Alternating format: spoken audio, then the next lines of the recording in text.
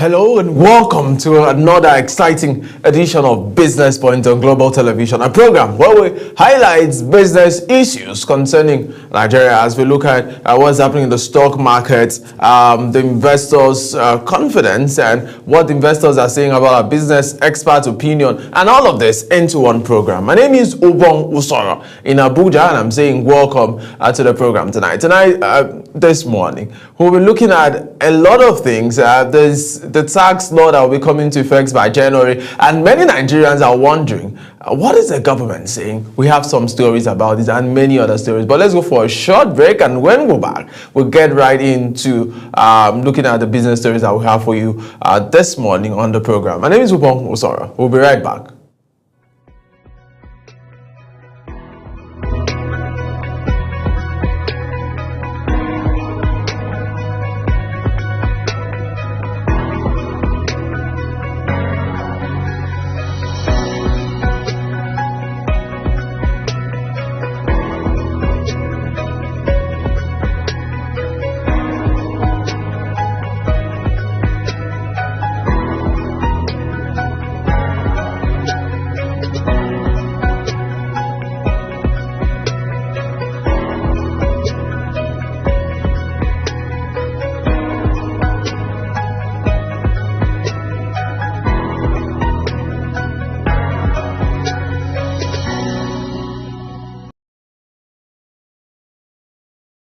All right, so the first business story we bring to you this morning says 149 firms return tax holidays under new law, according to the federal government. All right, so the federal government has confirmed that 149 companies will continue to enjoy tax holidays under Nigeria's newly amended tax framework. Despite broader reforms aimed at boosting government revenue, these companies are largely beneficiaries of the Pioneer Status Incentive (PSI) scheme, which grants temporary tax exemption to firms operating in priority sectors of the economy. All right, so the tax reform is part of government's wider effort to expand the Nigerian tax net, improve compliance, and reduce fiscal deficit amid declining oil revenues and rising public expenditure. However, government authorities have chosen to protect existing tax holiday beneficiaries to avoid policy shocks and maintain investor confidence. All right, so from an economic standpoint, tax holidays serve as a strategic tool for attracting foreign direct investment (FDI), encouraging industrialization, and supporting sectors such as manufacturing, agro-processing, technology, and export-oriented services. However, some economists are cautious that prolonged tax incentive can erode government revenue if not carefully monitored. The key issues is balancing investment attraction and fiscal sustainability, and some policy analysts argue that government decision reflects a pragmatic approach rather than a populist one. Removing tax holidays abruptly could discourage existing investors and trigger capital flight. They say experts are recommending strong performance audits of beneficiary firms, clear sunset clauses on incentive, linkages of tax relief to measurable job creation and export earnings. And without these safeguards, tax incentive risks becoming permanent privileges rather than temporary catalysts for growth. But let's stay on the story now. 149 firms in Nigeria are going to be having tax holidays as we move into the new tax regime that will be in effect from January 1, 2026. And this new tax law is something a lot of persons are talking about, because for those who are into business, the government has come out to, talk about the new tax reform that was signed into law by President Bola Ahmed Tinubu some months ago, after a long deliberation by those in the different houses. The House of Representatives, the Senate went through the law and bill and sent it in to the president to assent, and the president did that and it became a law. So from January 1st, 2026, a new tax tax regime comes into effect. But the federal government is saying that some companies, 149 firms, will not be mentioning the names of the firms, you can go ahead and check that up, will return tax holidays. And some persons have talked about it, but the government says this is an economic policy. We just cannot remove all of this at the same time.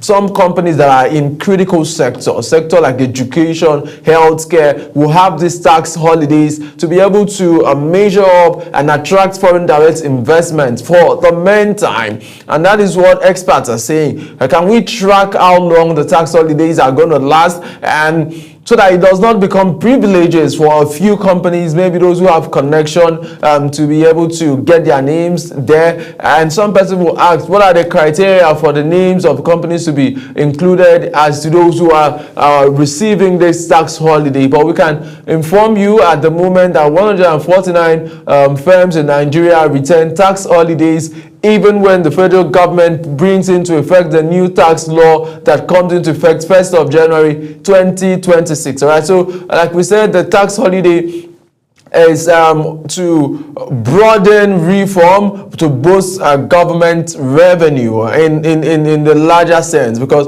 government is expanding the needs for taxation, bringing in more companies to be able to raise revenue that can go into infrastructure, healthcare, education, and all of that. But the government is also saying let there be some companies that can have tax holidays in critical sector. Beneficiaries are part of what is called the Pioneer Status Incentive Scheme, PSI. It is a scheme by the government to grant temporary tax exemption to firms operating in priority sector of the economy. So PSI is actually the government, it's called the Pioneer Status Incentive. PSI is a government scheme to grant temporary tax exemption to firms who are operating in priority sector of the economy like education, healthcare, agriculture, right, to help them be able to grow and get foreign direct investment, do business well, and not say and not be strangled with the push of the taxation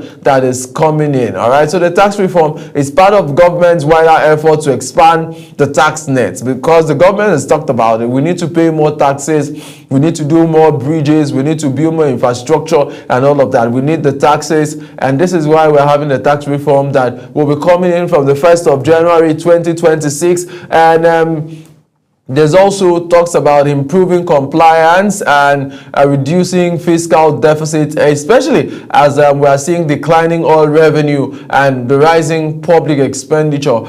Some of the bridges that were built for 1.2 thousand is now going 1.2 million, is now going for maybe 5 million at the time because of economy realities. And how do we match up and meet up with all of these needs? The government said, let's expand the tax net and let's have more persons. But in the midst of all of this, there is tax holidays for 147 of Nigeria's companies who are doing business in very strategic sectors of the economy to actually help government revenue, one, and bring in more foreign direct investment and boost investor confidence in that particular field. All right, so analysts are arguing that government decision reflects a pragmatic approach rather than a populist one. Removing tax holidays could discourage existing investors and trigger capital flights from the economy. But there's also a recommendation, strong performance audits of beneficiaries firms should be conducted, clear sunset clauses on incentive, linkages of tax relief to measurable job creation and export earnings. Because without these safeguards, tax incentive risks becoming permanent privileges rather than temporary catalysts for growth in the nation. Let's take the next story that we have for you this morning. It's about petroleum regulators that have pledged to reform to unlock investment in Nigeria. So petroleum regulators pledge reforms to unlock investment in Nigeria. All right, so Nigeria's petroleum regulatory agencies have pledged to introduce far-reaching reforms aimed at unlocking new investment across the oil and gas value chain. The reforms are expected to target licensing delays, regulatory overlaps, and investor uncertainty, which have long constrained sectoral growth.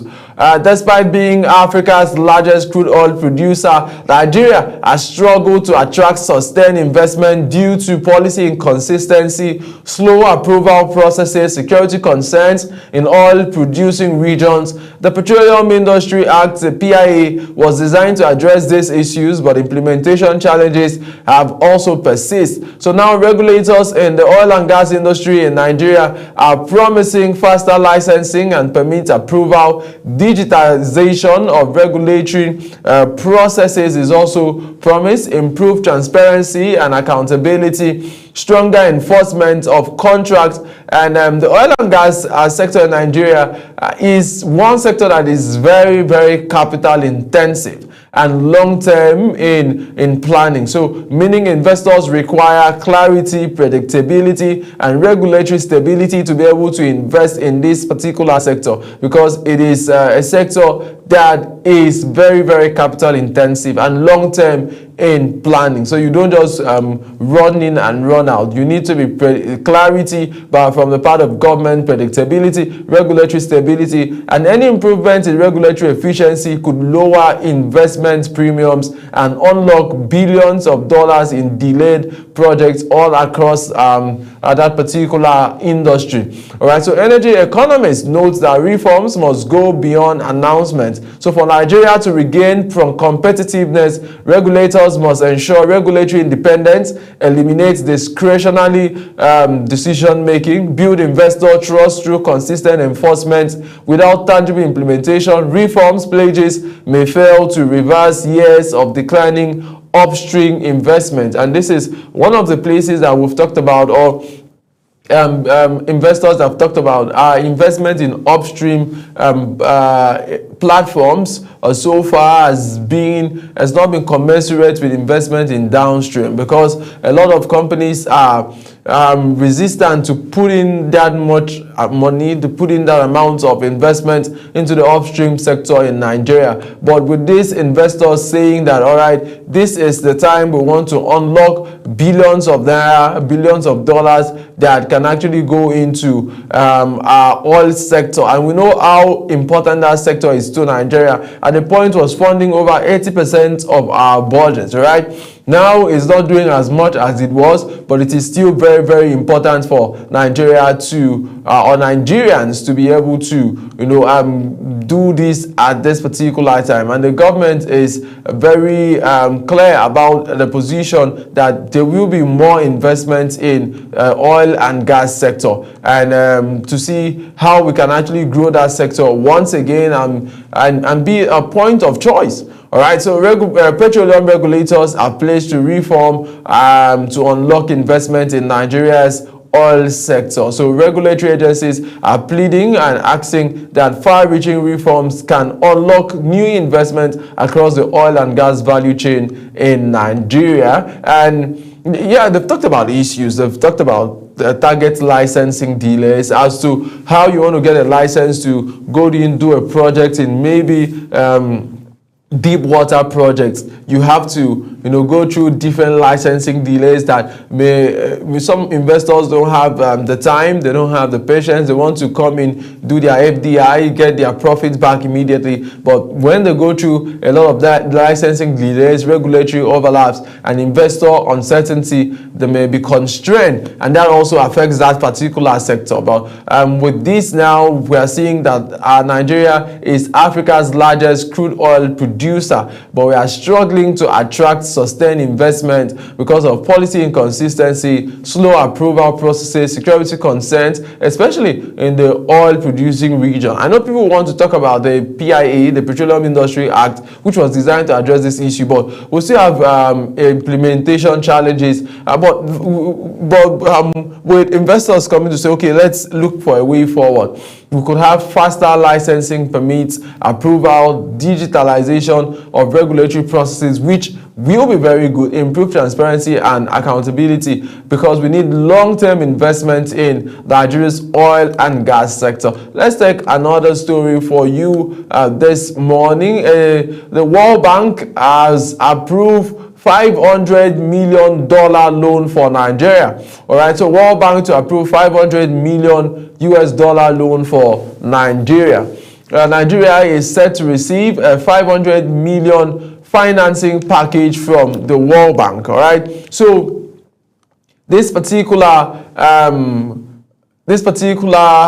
amount of money, $500 million, is set to a finance package from the World Bank, targeted primarily at strengthening access to finance for medium, small, and medium scale size enterprise, MSMEs. All right, so it is the micro, small, and medium-sized enterprises, MSMEs, are the ones that will be getting this money. So over 80% of employment in Nigeria is done by MSMEs account. All right, so and also a significant share of Nigeria's GDP, yet they remain severely underfunded, constrained by high interest rates, poor credit infrastructure, and limited collateral. All right, so the funding is expected to support financial institutions, expand MSME lending, improve digital services, especially digital financial services, strengthen credit reporting and risk-sharing mechanism, and also the broader economic significance at a time when Nigeria's economy is under pressure from inflation to currency volatility. Improved MSME financing could boost productivity, create jobs, support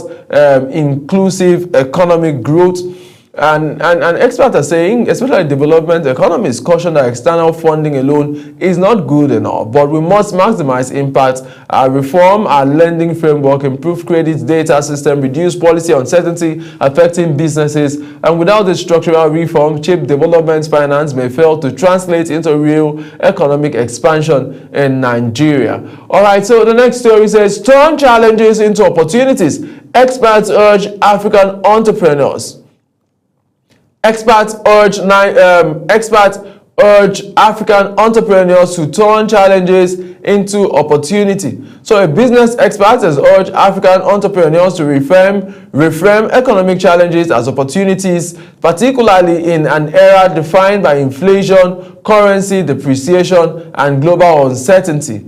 Current business environment in Nigeria has seen entrepreneurs across Africa facing rising operating costs, weak consumer purchasing power, infrastructure, and regulatory bottlenecks. Yet these challenges are also a driving force for innovation, digital transformation, new business models that we've seen opportunities identify. The experts talked about areas like technology and digital services that we're already seeing a lot of Nigeria and Africa relied on Africa companies, Africa entrepreneurs who are already doing a lot of good work in technology and digital services to offer services. We've seen platforms like fintech platforms that are owned by Nigerians, owned by Africans, that are doing marvelously well for themselves. There's also talks about renewable energy, how to invest in renewable energy at this particular time, and agribusiness is also one business value chain that has been mentioned. Agribusiness at this time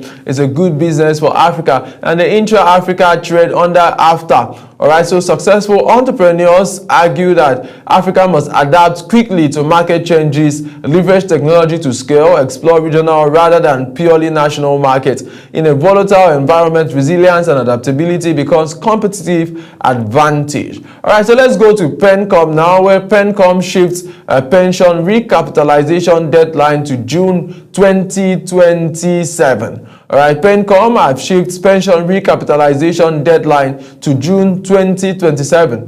The National Pension Commission, PENCOM, has extended the deadline for pension funds administrators to meet new recapitalization requirements to June 2027. So the recapitalization is necessary because Nigeria's pension industry manages trillions of naira in assets. Strong capital base are essential to protect consumer and contributor funds, improve risk management, strengthen confidence in pension system. Industry implication could be the extension provide relief for especially those who are small pension firms, but also signals that mergers and acquisition may increase because of the time. Weak operators could exit the market. Industry consolidation is likely, and the experts are talking about financial analysts with the extension as stability-driven decision aimed at avoiding systemic shocks, especially prolonged deadline may also delay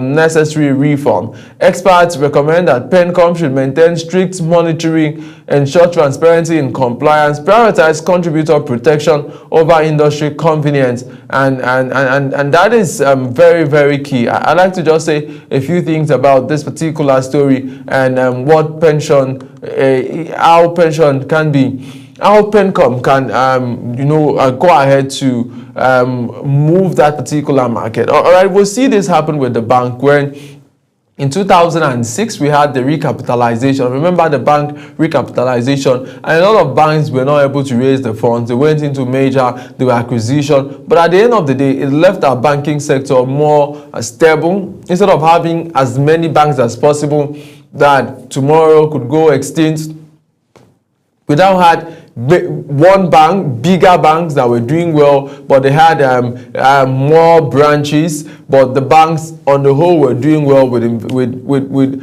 customer funds, and that is the same thing PENCOM is trying to do for recapitalization, especially for pension companies, because when we talk about pension, we are talking about livelihood, we are talking about a relationship, we are talking about human life, and it is very, very important that those who are in the business have enough funds to weather the shock and have enough funds to cater irrespective of what happens tomorrow. And PENCOM, the Pension Board of Nigeria, is saying, all right, so from now to June 2027, if you are in the pension business, you have enough time to be able to raise funds, which is needed for the recapitalization of that particular industry.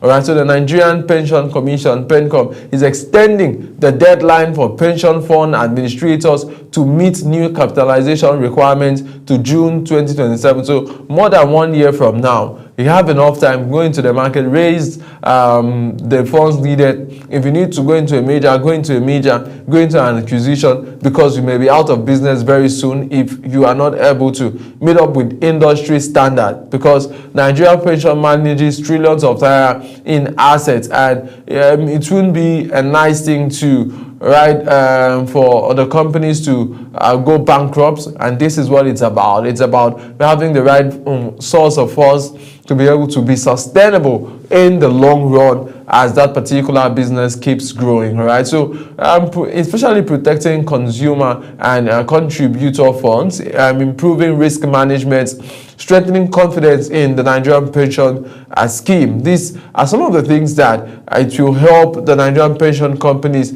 to get and signal a stronger pension management in Nigeria going forward. All right, so let's take the last story that we have for you at this time. It's about our crude oil. At this time, Nigeria has a lot of crude oil that has remained unsold because the global oversupply leaves Nigeria crude unsold. Global oversupply leaves Nigeria crude unsold. So Nigeria is currently facing a situation where significant volumes of its crude remain largely unsold due to global oversupply and weakening demand. All right, so the international oil market is experiencing increased production from non-OPEC countries and slower economic growth. So price competition among producers have reduced demand for some Nigerian crude grades domestic.